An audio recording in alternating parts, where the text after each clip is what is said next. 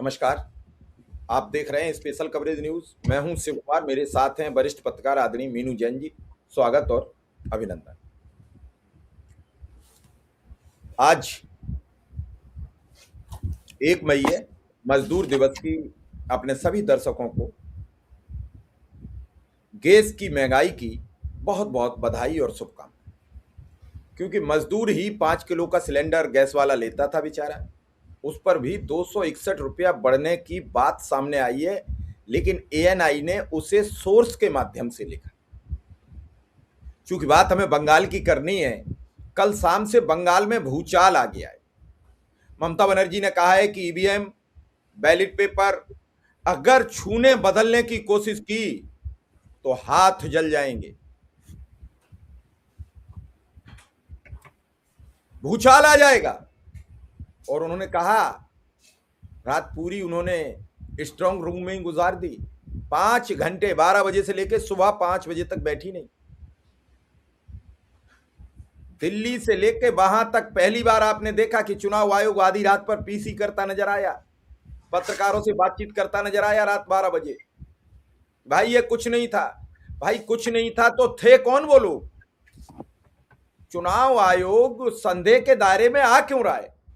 EVM हर बार चुनाव के बाद संदेह के दायरे में आती क्यों? और आने के बाद फिर हर बार वही कि खाली गाड़ी में भरी थी कि खाली थी। ये सब चीजें क्या कि हम बैलेट पेपर, मैं तो पहली बार सुन रहा हूं कि चुनाव जब मतगणना शुरू नहीं हुई उससे पहले बैलेट पेपर संभाले जा रहे हैं। मेरी तो अपनी होश में पहली बार है। जब बैलेट पेपर से चुनाव होता था तब भी मतगणना से पहले नहीं होता था। आखिर ये सब चल क्या रहा है? मीनू जी, एक 2 मिनट का वीडियो ममता जी ने शेयर किया है और अपने मोबाइल से सबको प्रूफ और तथ्य दिखाई है। वो दिखाते हुए फिर मैं देखो, आप पढ़ लो, मैं नाम नहीं बताएंगे।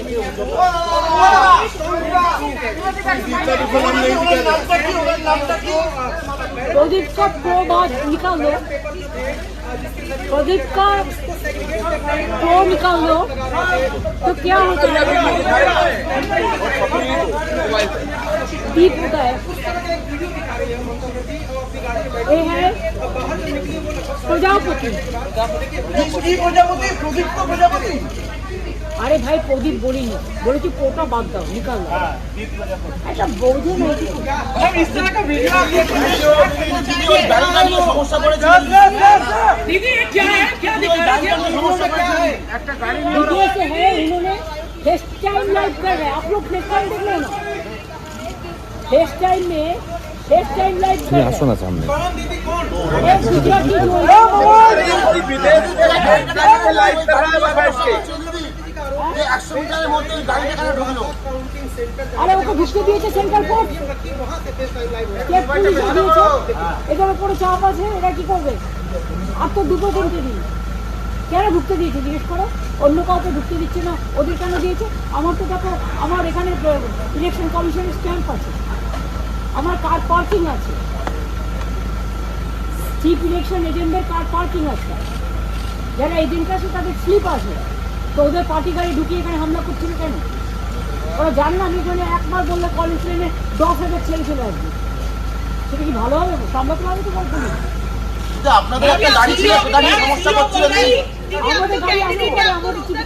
আমাদের গাড়ি এসছে বিকজ চিফ ইলেকশন এজেন্ট এসছে, ওদের এসছে।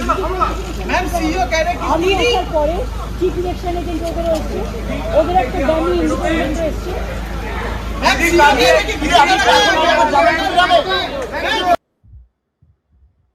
मीनू जी, अब आपने देख लिया। मैं चाहूंगा कि पहली प्रतिक्रिया आपकी क्या है? क्या लोकतंत्र का चीरहरण हो तो चुका है, फिर दोबारा बड़ी तेजी से हो रहा है? क्या चुनाव जीतना ही मौजूदा सरकार की उपलब्धि है, इसके अलावा कुछ नहीं? चुनाव आयोग की धज्जियां उड़ रही हैं। एक बार भी चुनाव आयोग ये साबित नहीं कर पा रहा कि मेरा दामन गंदा नहीं है, मैं निर्विवादित हूं, मेरे ऊपर लग रहे आरोप सभी बेबुनियाद हैं, और ये उसके सबूत और तथ्य हैं।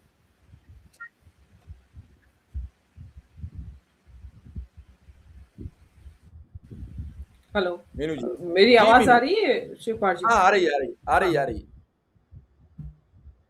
हाँ, थोड़ा बीच में आपका डिस्टर्ब हो गया जी। हाँ, मैंने मेरा ये मैंने कहना ये है कहा कि क्या कर रही जी हैं ये इस सरकार को बेनकाब कर रही हैं। मतलब आप ये जी, देखिए ये सरकार जो है इन्होंने जो यहाँ पे चुनाव नहीं लड़ा, एक तरह का युद्ध लड़ा है, जैसे कि किसी पड़ोसी देश के साथ युद्ध लड़ रहे हो। उसके बाद अब जो कल हो रहा था वो एक अभूतपूर्व घटना जो कभी देखी ना सुनी कि बैलेट पेपर्स को काउंटिंग से 4 दिन पहले उनको उनको सॉर्टिंग की जा रही है, मतलब उनको छांटा जा रहा है, छटाई हो रही है। आज तक कभी सुना नहीं गया और उसमें जो मुख्य ऑब्जेक्शनेबल बात थी वो टॉर्च की रोशनी में वो जो बैलेट पेपर है उनकी छटाई कर रहे हैं। उसमें जो चुनाव आयोग है वो प्रेस कॉन्फ्रेंस करके क्या उसका स्पष्टीकरण क्या दे रहे हैं, एक्सप्लेनेशन क्या दे रहे हैं। वो कह रहे हैं कि क्योंकि स्ट्रांग रूम में लाइट का प्रोविजन नहीं होता है तो इसलिए वो जो हमारे कर्मचारी हैं वो टॉर्च की रोशनी में बैठ के काम कर रहे हैं। अरे भाई, अगर स्ट्रांग रूम में नहीं होता है तो आपने दिन के उजाले में क्यों नहीं किया? ये शाम जब ढलने लगी, जब अंधेरा होने लगा, तब आपको होश आया। और दूसरे, ये कौन से कानून के तहत बैलेट पेपर की छटाई हो रही है? बैलेट पेपर तो की जो भी पेटी होती है, जो भी जिसमें भी बैलेट पेपर होते हैं, वो काउंटिंग वाले दिन ईवीएम की काउंटिंग शुरू होने से पहले बैलेट पेपर की जनगणना मतगणना होती है। और आपने दर्शकों ने देखा होगा हर एक मतगणना में ये होता है कि भाई अभी तो बैलेट पेपर की गिनती चल रही है और उसके बाद ईवीएम खुलेंगी, तब असली पता चलेगा। और यहाँ बैलेट पेपर 3 दिन पहले खोल के उसको चेक कर रहे हैं कर्मचारी, और टॉर्च की रोशनी में तो वैसे भी क्लियर नहीं आएगी पिक्चर।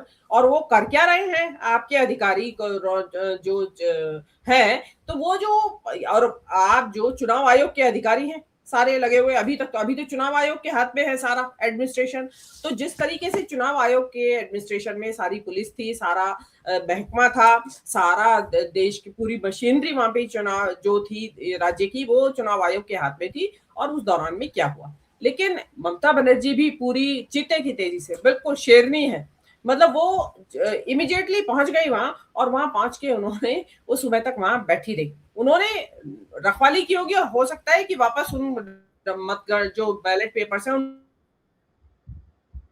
उनको गिनती करवा के पेटी में डलवाया हो सकता है एक एक की चेकिंग की हो उन्होंने कि एक्चुअली किया क्या है इन्होंने। लेकिन ये जो है ये सरासर गुंडागर्दी, ये सरकारी गुंडागर्दी हो रही है कि मतलब आप किस हद तक जाएंगे? बैलेट पेपर से छेड़छाड़ कर रहे हैं हम, अभी तक तो ईवीएम से सुना था।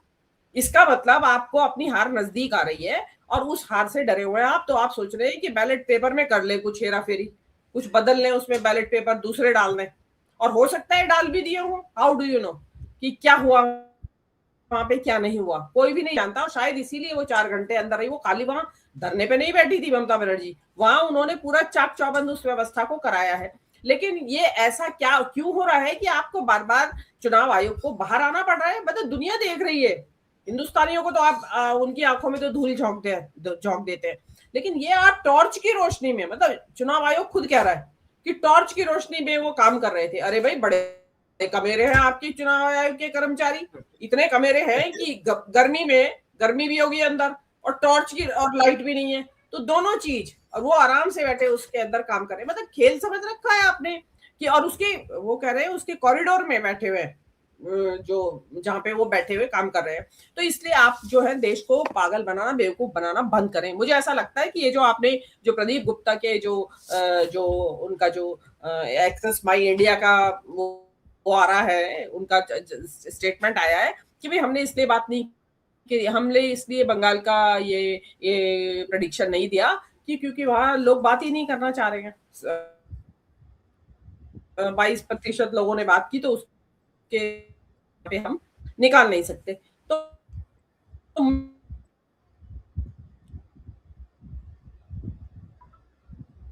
हेलो, मुझे ऐसा लगता है कि प्रदीप गुप्ता की उनको जो रिपोर्ट आई है उनके हिसाब से बीजेपी हार रही है। तो उन्होंने, सरकार ने बोला कि भाई आप मनाही कर दो, क्योंकि एक्सेस माई इंडिया का पोल जो है सबसे ज्यादा विश्वसनीय माना जाता है। नहीं तो वरना क्या वजह है कि जो प्रदीप गुप्ता जी हैं वो जो क्या कहते हैं, ये जो पहले चरण का जो चुनाव हुआ 152 सीटों में, उनमें तो ये माना जा रहा था कि भाजपा की सीटें हैं, अधिकतर उसमें जो जीती हुई सीटें हैं वो भाजपा की सारी सीटें कवर हुई हैं। तो वहां पे तो लोग क्यों डर रहे होंगे वहां बात बताने से? वहां के लोग जो 152 सीटों वाले जो लोग हैं, वहां ज्यादातर सीटों पे भाजपा जीती है, तो वहां का जो मतदाता है वो तो किसी दबाव में नहीं है। अरे भाई, वोट भी तो डाला उसने। अगर वो ममता के दबाव में होता तो भाजपा को वोट डालता क्या? जो पिछले पिछले 2000 जो 142 सीटों का हुआ है, उसमें हो सकता है कि ममता के लोगों ने आपको ना बताया हो या पब्लिक ने ना बताया हो डर के मारे कि वहां उनका दबदबा है। तो आप उन 152 सीटों का तो रिलीज कर देते, बता देते, उनसे अनुमान लग जाता पूरा कि क्या होने जा रहा है आगे। लेकिन गुप्ता जी जो है, पूरे उनके अंदर भी पूरे पॉलिटिशियन है वो गुप्ता जी, प्रदीप गुप्ता जी खेल गए और उन्होंने एक झटके में पूरे के पूरे जितने भी पोल्स हैं उन सब को इनवैलिड कर दिया कि भाई ये तो सब बकवास है जो हुआ है इससे पहले। क्योंकि उनके स्टेटमेंट के बाद तो पहला सब सवाल यही हो रहा है कि बाकी के क्या बकवास थी वो, जो जिनको पूरे टीवी चैनल्स पे तहलका मचा रहा पूरे 2 दिन रात तक कि ये जीत रहा है और वो जीत रहा है, उनको गुप्ता जी ने झाड़ू मार दी एक झटके में कि सब बकवास है। लेकिन सवाल गुप्ता जी से भी है, वो ऐसा हो नहीं सकता कि जिन सीटों पे बीजेपी को बेखौफ वोट दे रहे हैं लोग, वो गुप्ता जी के जो लोग गए हैं सर्वे करने वाले, उनको सच्चाई बताने से डरें। ऐसा हो नहीं सकता। इसका मतलब 152 सीटें जो पहले फेज की हैं उनमें भी मामला भारी हेरफेर हुआ है और ये चीज तो अब 4 तारीख को जाके पता चलेगी।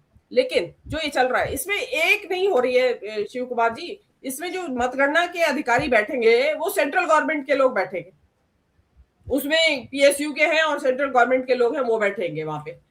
तो ये कहां से नए नए कायदे कानून? ये बंगाल में ऐसा क्या हो रहा है जिसमें कि इस तरीके के नए नए कायदे कानून और अलिखित, मतलब चुनाव आयोग की मर्जी। मतलब भाई चुनाव, वो जो कहते हैं ना कि गर्जी, जब हमारे देश में कहा जाता है देसी भाषा में कि मर्जी तो एक जानवर विशेष की होती है, इंसान की थोड़ी होती कि मेरी मर्जी।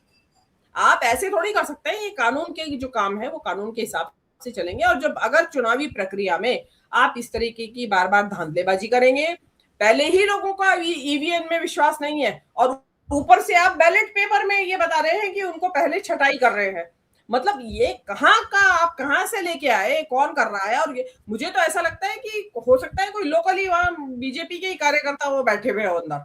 अब क्या होगा क्या नहीं होगा, ममता बनर्जी ने जरूर अंदर का वीडियो बनाया होगा, शायद वो वही वीडियो दिखा रही थी कि जो वो वहां से कवरेज करके लाई है। हालांकि उन्होंने ममता बनर्जी को अंदर नहीं जाने दिया, जो वो स्ट्रांग रूम है, क्योंकि ममता बनर्जी वहां से प्रत्याशी नहीं है, तो इसलिए उनको वो अधिकृत नहीं थी अंदर जाने के लिए। अब हो सकता है जो उनके वहां के प्रत्याशी हो उनको भेजा गया हो, वो बना के लाए हो वीडियो, क्योंकि डिटेल अभी सारी सामने नहीं आई है। अभी तो हम जो प्रेस में देख रहे हैं या जो एएनआई बता रहे हैं, जो उनके जरिए हम थोड़ा बहुत अनुमान लगा पा रहे हैं कि ये हुआ होगा। लेकिन जो भी वहां हो रहा है, आप देखिए एसआईआर से लेके एसआईआर हुई है, 27 लाख लोगों ने वोट नहीं दे पाए हैं। किस लिए? कि जी उनका किसी का बाप के नाम के साथ उपनाम नहीं मिलता है, किसी का उम्र में फर्क है और वैसे वो वोटर हैं।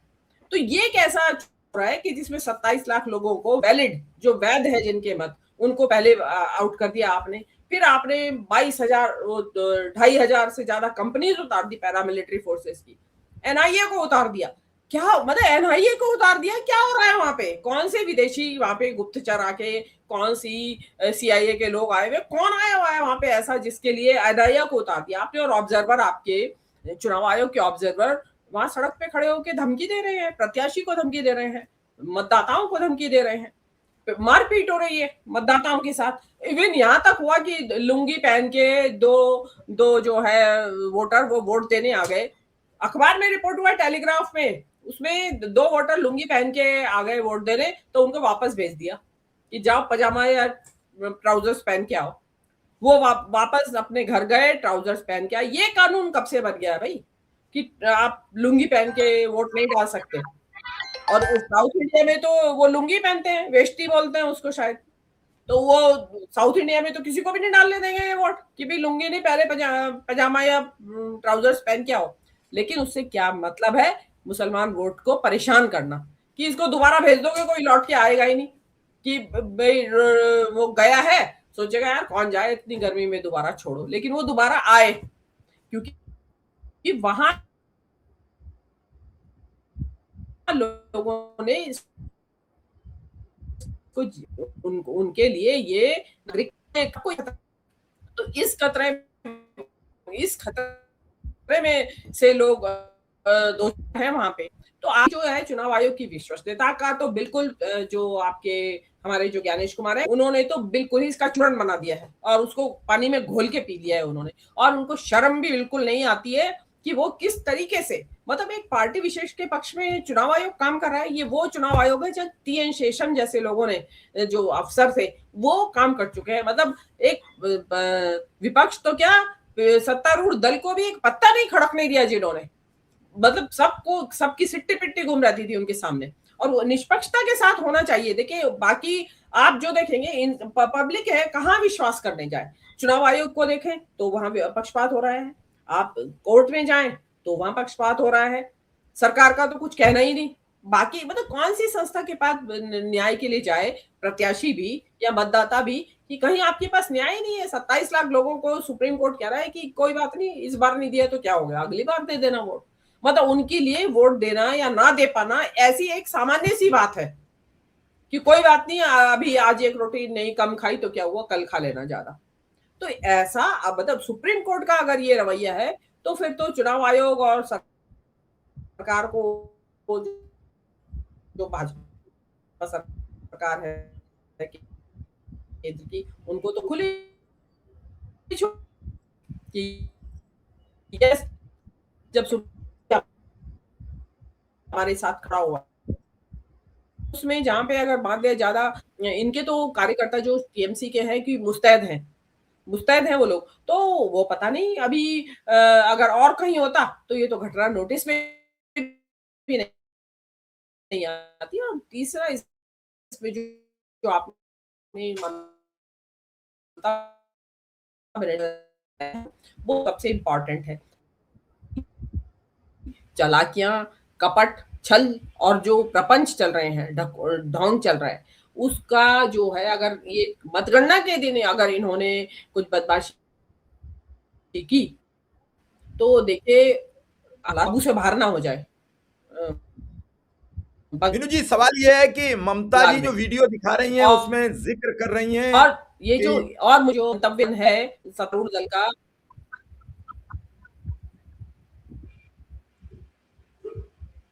तो वो दिखा रही हैं कि फेस टाइम पर किसी से विदेश में बात हो रही है भाई स्ट्रांग रूम में, और वो बाकायदा उन्होंने वीडियो अभी दिखाया, आपने देखा है उसे। कौन सज्जन है वो, किससे बात कर रहे थे वहां के बैठे अधिकारी फेस टाइम पर? फेस टाइम पर तो इसलिए कहते हैं कि हमारा डाटा न रह जाए।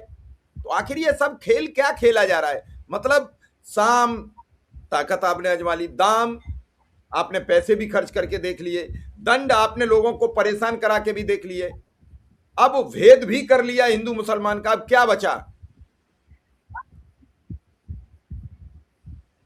देखिए जो फेस टाइम पे बात हो रही है ना, तो जो लोगों को शक है कि ईवीएम का डेटा बदला जाता है रिमोट से, हैक करके, ईवीएम को हैक करके, उसका शक पुख्ता होता है कि किसी फेस टाइम पे किसी व्यक्ति से बात की जा रही थी, हो सकता है वो ईवीएम के नंबर बता रहा हो, वो वहां से हैक कर रहा हो। क्योंकि लोगों को शक ये भी है कि ईवीएम को रिमोट से दूर से बैठ के हैकिंग की जाती है और उसमें इसके डेटा बदल दिए जाते हैं। तो अगर ऐसा कोई काम हो रहा था तो फिर तो भाई ये तो चुनाव ही मतलब रद्द होना चाहिए। और मैं तो कहती हूँ ऐसे चुनाव में विपक्ष को भाग लेना ही नहीं चाहिए, बहिष्कार करें ऐसे चुनावों का। क्योंकि 4 तारीख को रिजल्ट आएगा और लोग ममता के जो है नुक्ताचीनी करना शुरू कर देंगे, ममता के राज में ये कमी थी, ये थी, मैं और आप भी बैठ जाएंगे, हाँ हाँ इसलिए हारी, इसलिए हारी, इसलिए हारी। और ये जो रात में फेस टाइम पे बातें हो रही हैं और ये जो बैलेट पेपर के साथ छेड़छाड़ हो रही है, इसके बारे में सब भूल जाएंगे कि क्योंकि जो जीता वही सिकंदर। सामने मोदी जी रात को जुलूस निकालने पहुंच जाएंगे अपने कार्यालय कि बंगाल फतेह कर लिया है। तो ये चीजें जो चल रही हैं, ये तो बहिष्कार ही इसका एक इलाज है। क्योंकि इनको शर्मिंदा करना जरूरी है, बहिष्कार होगा तो देश दुनिया में बात फैलेगी कि भाई वहां पे विपक्ष जो है चुनावों का बहिष्कार कर रहा है। मतलब आपने लेवल प्लेइंग फील्ड की जो बात कहते हैं वो तो खत्म ही है। बस इसमें तो एक ममता के खाते सीज करने, बैंक खाते सीज करने रह गए थे, बाकी तो इन्होंने सब कर लिया है। और एक कांग्रेस के कर तो दिए थे, एक बार चुनाव से पहले कांग्रेस के कर तो दिए थे, हाँ, कांग्रेस के कर दिए, कांग्रेस ने चुपचाप सहन भी कर लिया। ममता बनर्जी होती तो बैंक को ही लूट लाती। तो जो है, इनको जो है, ममता बनर्जी ने जो धमकी दी है कि वो अच्छा नहीं होगा, इससे ये लगता है कि 4 तारीख को अगर धांधलेबाजी करने की कोशिश की गई तो देखिए कुछ भी हो सकता है। मतदान केंद्रों पे बहुत पूर्वक जनगणना, मतगणना होना मुझे कोई संभावना नहीं लग रही है। और ये जो कल का जो घटना है, ये तो चुनाव आयोग के कारगुजारियों में और उसकी कार्यशैली में विश्वास पैदा करती है विपक्ष का। विश्वास हो तो आप के ऑर्डर रात चलाते रहते हैं और उन्हीं के तहत आपके चुनाव हो रहे हैं। तो ये तो चलने वाला बात है नहीं। अब और एग्जिट पोल देखिए, उसमें रही सही कसर एग्जिट पोल निकाल दी। मतलब ऐसा कैसे हो सकता है कि एक ही राज्य के पोल, एक एग्जिट पोल कुछ बता रहा है, एक एग्जिट पोल, मतलब कोई जिसको जो होता है कि वह सामने कंप्यूटर लेके बैठ गए और जिस भी हाथ लगाया या ऊपर से जो लिस्ट आई हुई है उसके अनुकूल आपने बता दिया। मैं मेरा एक आपसे अंतिम सवाल यह है कि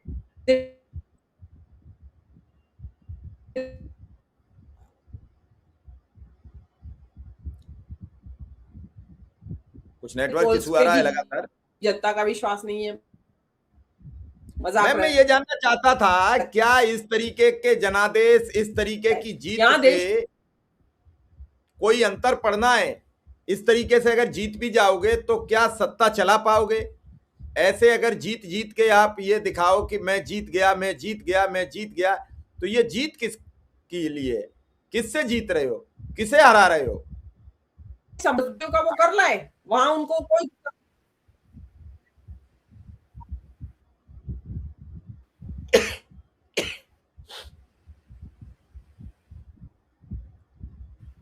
शायद तकनीकी व्यवधान आ रहा है, नेटवर्क इशू हो जाता है कभी कभी। तो मैं ये जानने का प्रयास कर रहा हूं अपने दर्शकों से भी, अपने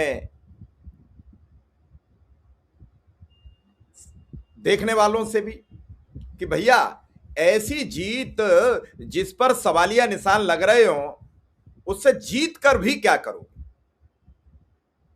अगर जीत भी जाओगे तो क्या वो जीत किसी काबिल होगी?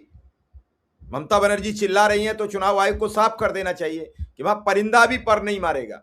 वो कह रही हैं कि अगर आप ने ईवीएम छूने की कोशिश की, आपने अगर जनादेश चुराने की कोशिश की, तो आपको अपने इन कामों के पूरे और बेकाबू अंजाम भुगतने पड़ेंगे। दीदी आज खुद सबसे आगे खड़े होकर मोर्चा संभाले हैं। हम पूरी तरीके से सचेत हैं, हम चौकस हैं, चुनाव में किसी भी तरीके की छेड़छाड़ नहीं करनी दी जाएगी। अब ये आप बताइए कि इस तरीके से छेड़छाड़ से होता क्या है? तो मैं, मीनू जी कुछ तकनीकी व्यवधान आया था तो संपर्क टूटा। मैं ये जानना चाहता हूं कि ऐसी जीत का भी क्या करोगे जिस जीत पर वोट देने वाले को संदेह हो, सामने वाले दल को संदेह हो, पूरे देश को संदेह हो? ऐसी जीत का क्या करोगे? ऐसे जीत से भी क्या है? मन की जीत है ये, केवल ये सामाजिक जीत नहीं है जिसे लोग ये कहेंगे भाई चुनाव तो बड़ा मजेदार हुआ, जीत जरूर गए लेकिन लड़ा सामने वाला भी ताकतवर। इस जीत का क्या है, वैल्यू क्या है? इस जीत की वैल्यू वो है, देखिए बंगाल का इनके लिए महत्व इसलिए है कि बंगाल में मुस्लिम आबादी 30% से कुछ थोड़ा ज्यादा ही है। तो उनको ये लगता है, उनको ये उसकी तुलना कश्मीर से करते हैं। तो उनका ये है कि हमें ये जो बंगाल है इसके ऊपर फतेह हासिल करनी है, और उसके बाद जो मुसलमानों के साथ जो आपके बुलडोजर न्याय यूपी में और अन्य राज्यों में होता आया है, वो उसकी शुरुआत आपको बंगाल में भी करनी है। तो वो वहां पे होगी। अगर हाथ में आपकी सत्ता नहीं होगी तो नहीं हो सकती। सत्ता होगी तो आप जो मनमर्जी आपका जो करें, उनके कारोबार को, उनको आर्थिक हानि पहुंचाई जाए, बुलडोजर न्याय किया जाए, उनके साथ लिंचिंग हो, बहुत सारे इनके पास तरीके हैं।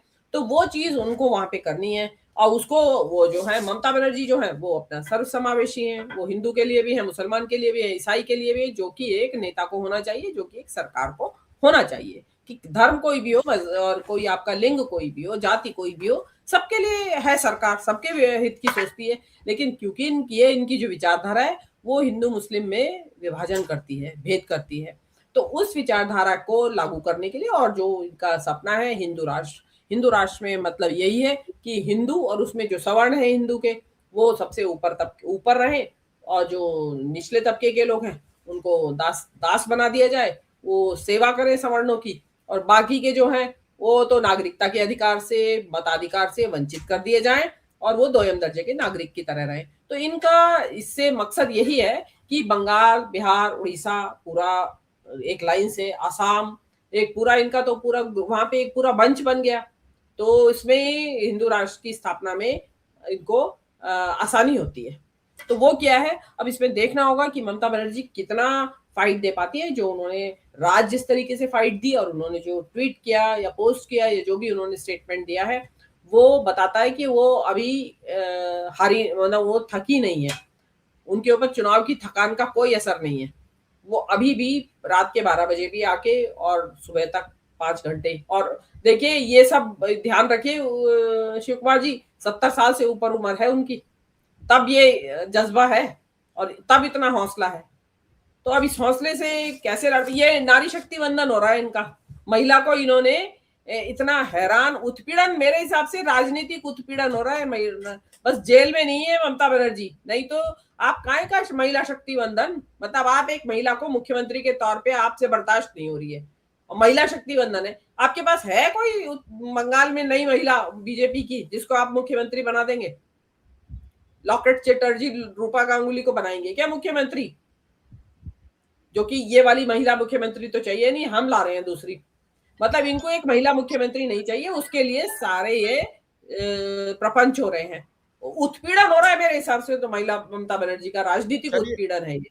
चलिए देखते हैं कि जो ममता ने आरोप लगाए हैं उन पर कितना अब चुनाव आयोग जवाब देता है। फिलहाल इस खबर को यहीं विराम देंगे। आपका बहुत बहुत आभार, बहुत बहुत धन्यवाद।